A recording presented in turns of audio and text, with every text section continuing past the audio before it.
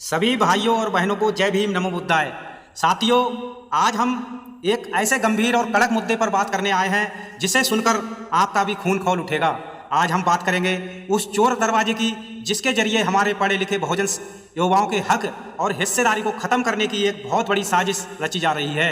जी हाँ, मैं बात कर रहा हूँ लैटरल एंट्री की। हमारे सीधे साधे भाइयों को आसान भाषा में समझाता हूँ कि ये लैटरल एंट्री आखिर किस चिड़िया का नाम है।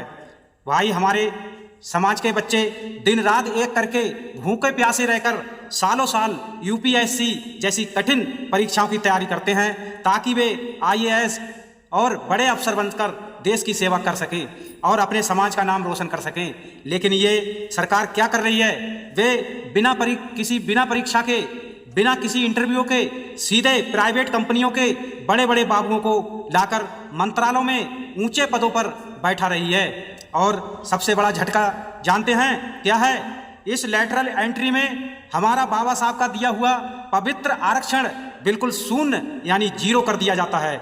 यानी सीधे साधे एससी, एसटी और ओबीसी समाज के पढ़े लिखे युवाओं का हक मारकर अपने चहेतों को बड़े बड़े विभागों में डायरेक्टर और ज्वाइंट सेक्रेटरी की कुर्सी पर बैठाया जा रहा है। लेकिन जो लोग ये सोच रहे हैं कि बहुजन समाज चुपचाप बैठकर ये तमाशा देखेगा तो बहुत बड़ी गलतफहमी में जी रहे हैं। इस साजिश के खिलाफ सबसे पहले और सबसे मजबूत आवाज़ किसी ने बुलंद की है तो वो है हमारी परम आदरणीय बहन कुमारी मायावती जी।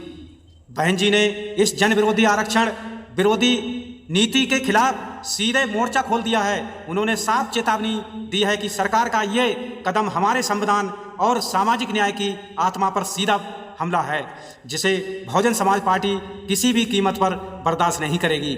हमारे युवा नेता आकाश आनंद भाई साहब जी भी इस मुद्दे पर लगातार युवाओं को जागरूक कर रहे हैं। बीएसपी का साफ स्टैंड है कि अगर देश चलाना है तो संविधान के नियमों के अनुसार चलाना होगा, ना कि प्राइवेट कंपनियों के ठेकेदारों के हिसाब से।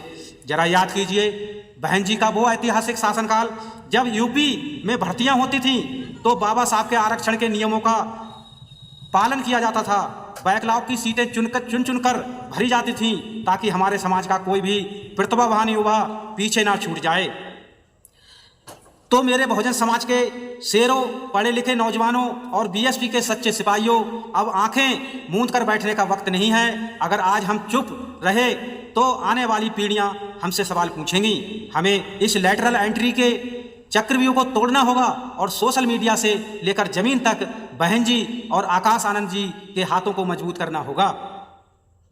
क्या आप सब नौकरियों में इस चोर दरवाजे को बंद करने के लिए बीएसपी के इस आंदोलन में साथ देने को तैयार हैं? अगर हाँ तो कमेंट बॉक्स में पूरी ताकत से जय भीम का नारा लिखिए, वीडियो को दबा के लाइक कीजिए और देश के हर एक बहुजन युवा तक इसे शेयर करके सोए हुए शेरों को जगा दीजिए।